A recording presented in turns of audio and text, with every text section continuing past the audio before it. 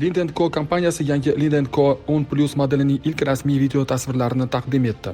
Bu elektr sedanning yuqori unumdorlikka ega versiyasi bo'lib, model qatorining flagmani bo'lishi kutilmoqda. Yangi avtomobil model qatorining rivojlanishini davom ettiradi. 2024-yil iyul oyida brendning ilk to'liq elektr avtomobili bo'lgan Lynk & Co Z10 modelining taqdimoti bilan boshlangan edi. Oradan bir yil o'tib ishlab chiqaruvchi bozorda yanada amaliy gibrid versiya Lynk & Co 10 MP modelini chiqardi. Endilikda esa kompaniya modelning eng kuchli va sport ruhini talqinini taqdim etishga tayyorlanmoqda. Bu yangi versiya 900 ot kuchidan ortiq quvvat, 900 voltli elektr tizimi hamda sport uslubidagi kuzov obvesi bilan ajralib turadi. Tashqi ko'rinishidan 10 Plus standart sedandan sezilarli darajada farq qiladi. Avtomobil old bamperidagi kattalashtirilgan havo kirish setkalari, yaqqol ko'zga tashlanadigan splitter, yon yubkalar va qayta ishlangan orqa bamperni o'z ichiga olgan agressiv aerodinamik obves bilan jihozlangan. Bagaj qopqog'idagi yirik sozlanadigan karbon spoiler o'rnatilgan bo'lib, u kichik integratsiyalashgan daktel uslubidagi spoiler bilan to'ldirilgan. Modelning sport qiyofasini 21 dyumli g'ildirak disklari, yorqin sariq rangdagi 4 porshinli tormoz supportlari, kuzov uchun yangi korporativ rang bo'lgan Racing Shadow Blue yakunlaydi. Natijada Lynk & Co 10 Plus nafaqat texnik jihatdan, balki tashqi ko'rinishi bilan ham standart sedan versiyasidan ancha sportcha va agressiv xarakterga ega bo'lgan model sifatida namoyon bo'ladi. Aerodinamikani yaxshilash maqsadida sedan yangi avlod yarim yashirin eshik tutqichlari bilan jihozlangan. Ular Xitoyda yaqinda yangilangan xavfsizlik talablariga mos keladi. Shuningdek, avtomobil ramkasiz yon oynalariga ega bo'lgan. Tom chizig'ining pastga qarab silliq tushuvchi kupega xos silueti tufayli avtomobil juda chaqqon va dinamik ko'rinsa-da, uning uzunligi 5050 mm, kengligi 1966 mm, balandligi 1468 mm, g'ildirak bazasi 3005 mm. Standart elektr versiyasi bilan taqqoslaganda kuzov uzunligi 22 mm ga uzaytirilgan. Shunday qilib, Lynk & Co 10 Plus sport avtomobiliga xos ko'rinishni saqlab qolgan holda biznes klass sedanlariga mos keng salon va qulayliklarni ham taklif etadi. Avtomobil tom qismida haydovchiga yordam berish tizimlaridan ADAS majmuasining bir qismi bo'lgan lidar o'rnatilgan. Bu qurilma atrof muhitni yuqori aniqlikda skanerlab, avtomobilning yo'l vaziyatini aniqroq baholashga yordam beradi. Bundan tashqari model 3 ta radar, 11 ta kamera va 12 ta sensorlar bilan jihozlangan. Tizim konfiguratsiyasiga qarab avtomobil yuqori unumdorlikka ega Nvidia Drive Orin yoki Tor U protsessorlar bilan ta'minlanadi. Ushbu hisoblash platformasi zamonaviy yarim avtonom boshqaruv funksiyalari, adaptiv kruiz nazorat, yo'lakda harakatni ushlab turish, avtomatik parkovka, to'qnashuvlarni oldini olish tizimlari va yuqori darajadagi faol xavfsizlik funksiyalari kabi imkoniyatlarni ta'minlaydi. Natijada Lynk & Co 10 Plus nafaqat kuchli sport sedani, balki eng so'nggi raqamli texnologiyalar va sun'iy intellekt asosidagi haydovchiga yordam tizimlari bilan jihozlangan zamonaviy elektromobil sifatida ham namoyon bo'lmoqda. Lynk & Co 10 Plus modelining eng muhim jihati modernizatsiya qilingan elektr quvvat uzatish tizimi bo'ldi. Agar oddiy Lynk & Co Z10 800 voltli arxitektura asosida qurilgan bo'lib, uning eng kuchli versiyasi 789 ot kuchigacha quvvat ishlab chiqarsa, yangi Lynk & Co 10 Plus allaqachon 900 voltli platforma bilan jihozlangan. Bunday texnologik yechimlar ilgari yangilangan Zikr 001 modelida ham qo'llanilgan edi. Ushbu model o'tgan yilning kuzida 900 voltli elektr tizimiga o'tgan.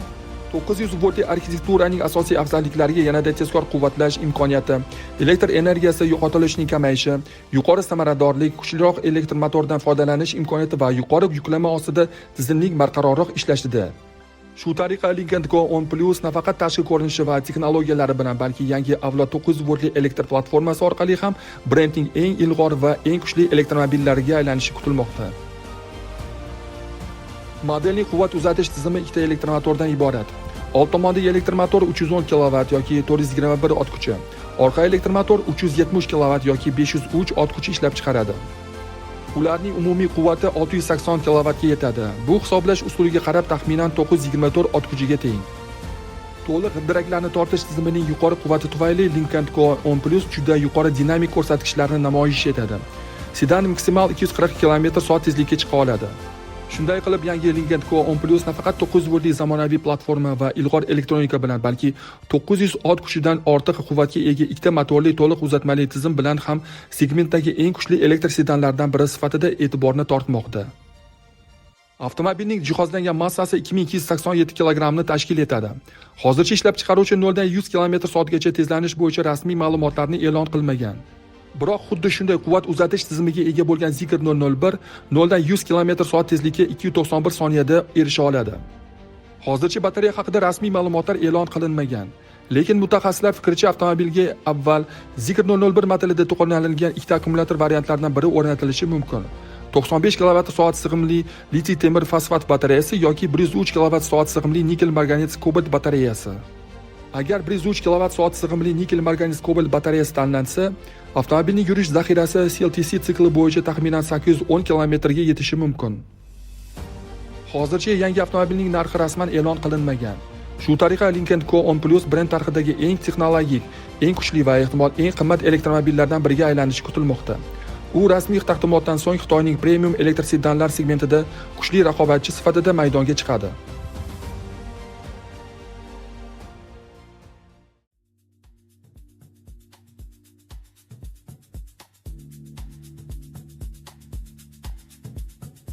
Bir necha oy avval BYD C-Line 06 haqida faqat Xitoy avtomobil nashrlari yozayotgan edi. Bugun esa bu avtomobil anchadan beri O'zbekiston yo'llarida uchratish mumkin. Dastlabki avtomobillar xususiy importyorlar tomonidan olib kelinmoqda, sotuv e'lonlari paydo bo'lmoqda va modelga bo'lgan qiziqish kundan kunga ortib bormoqda. Bu esa ajablanarli emas. Yangi BYD bugungi kunda ko'plab xaridorlar izlayotgan jihatlarni taklif etadi. Zamonaviy dizayn, keng va qulay salon, ilg'or texnologiyalar, katta yurish zaxirasi hamda narxi bilan Yevropa va Koreyaning ko'plab raqobatchilariga nisbatan ancha jozibador ko'rinadi. Lekin asosiy savol boshqa masalada. Yangi BYD haqiqatan ham u haqida aytilayotgan maqtovlarga arzigulikmi? C-Line 06 O'zbekistondagi eng ommabop crossoverlardan biriga aylanishga, Deepal S07 va Leapmotor C10 kabi yangi avlod Xitoy avtomobillari bilan raqobatlasha oladimi? Ushbu videoda biz yangi BYD C-Line 06 ni batafsil tahlil qilamiz. Uning texnik xususiyatlari, komplektatsiyalari, texnologiyalari, yurish zaxirasi, amaliy afzallik va kamchiliklarini ko'rib chiqaramiz. Hamda ushbu avtomobil o'z narxiga munosibmi yoki yo'qligini aniqlashga harakat qilamiz. Ko'plab ekspertlar allaqachon bu avtomobilni 2025-yilning eng istiqbolli crossoverlaridan biri deb atashmoqda. Uning texnik ko'rsatkichlariga nazar tashlaganingizda esa buning sababini tushunish qiyin emas. Avvalo shuni aytish kerakki, BYD C-Line 06 o'rta o'lchamdagi crossover bo'lib, bir vaqtning o'zida ikki xil talqinda ishlab chiqariladi. Birinchisi to'liq elektr quvvatida harakatlanuvchi BYD C-Line 06 EV. Ikkinchisi esa elektr tarmog'idan quvvat olish imkoniyatiga ega bo'lgan gibrid BYD C-Line 06 DMI. Shu tariqa xaridor o'z ehtiyojiga eng mos keladigan variantni tanlashi mumkin.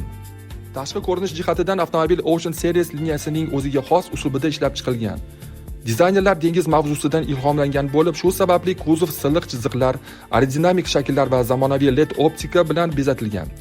Elektr versiyasida tor faralar va yopiq radiator panjarasi old qismida yuqori texnologik ko'rinish bag'ishlaydi.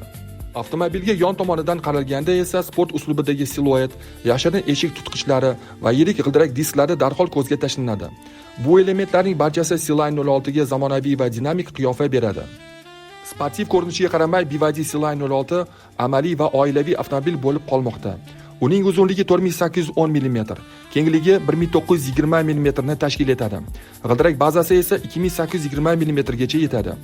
Bu raqamlar haydovchi va old yo'lovchi uchun ham, ikkinchi qatordagi yo'lovchilar uchun ham yetarli darajada keng joy mavjudligini anglatadi.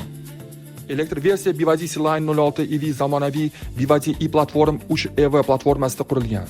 Avtomobil bir nechta kuch qurilmasi variantlarida taklif etiladi. Bazaviy versiyalar taxminan 230 ot kuchiga ega bo'lsa, kuchliroq modifikatsiyalar esa deyarli 400 ot kuchgacha quvvat ishlab chiqaradi. Bu esa shaharda ham, magistral yo'llarda ham ishonchli tezlanish va qulay harakatlanish uchun yetarli hisoblanadi. Xaridorlar uchun turli sig'imdagi batareya variantlari ham mavjud. Versiyaga qarab CLTC standartiga ko'ra yurish zaxirasi 520 km dan 605 km gacha yetadi. Albatta, real foydalanish sharoitida bu ko'rsatkichlar biroz pastroq bo'ladi. Biroq natijadan 15-20% ni ayirib tashlanganda ham avtomobilning amaliy yurish masofasi juda munosib darajada qoladi.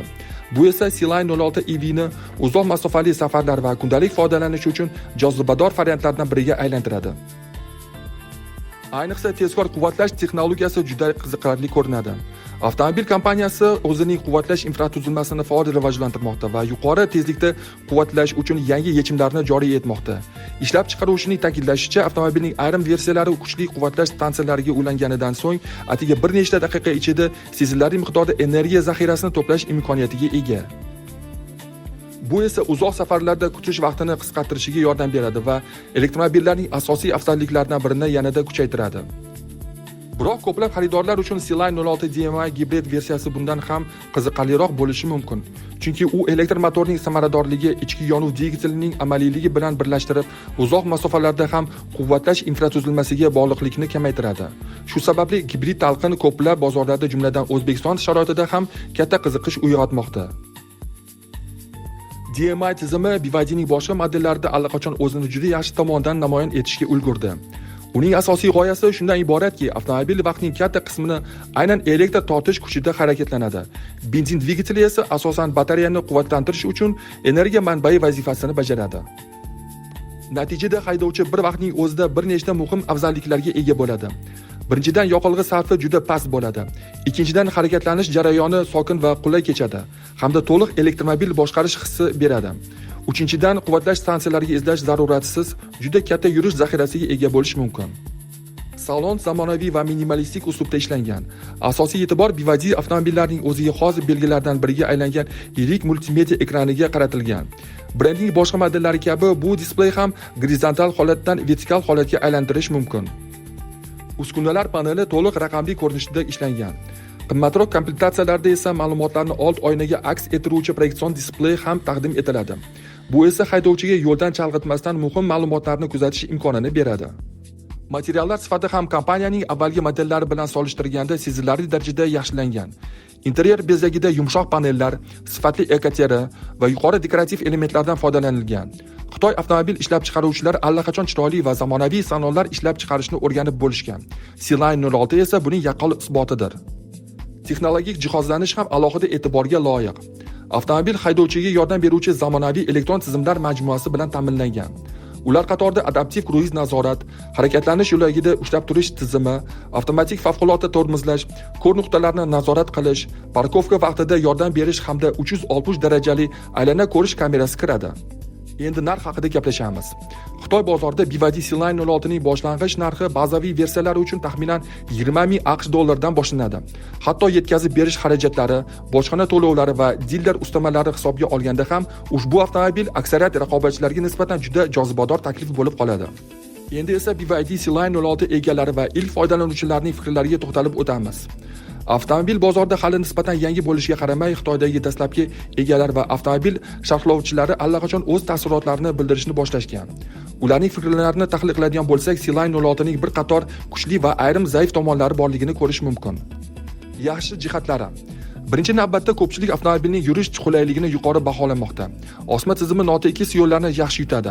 Saloni esa harakat vaqtida juda sokin. Ayniqsa elektr va DMI gibrid versiyalarida shovqin darajasi pastligi ko'plab haydovchilarga ma'qul kelgan. Endi kamchiliklaridan. Biroq avtomobil ideal emas. Ba'zi foydalanuvchilar multimedia tizimining ayrim menyulari murakkab ekanligini qayd etishmoqda. Ba'zi funksiyalarga kirish uchun bir nechta bosqichlardan o'tishga to'g'ri keladi. Umumiy xulosa qilib aytganda, dastlabki egalar fikriga ko'ra, BYD C-Line 06 narxi, texnologiyalari, qulayligi va samaradorlik jihatidan juda muvaffaqiyatli model bo'lib chiqqan. Kamchiliklar mavjud bo'lsa-da, ularning aksariyati jiddiy muammo sifatida baholanmayapti. Shu sababli ko'pchilik mutaxassislar va foydalanuvchilar C-Line 06 ni o'z segmentidagi eng qiziqarli yangi krossoverlardan biri deb baholamoqda.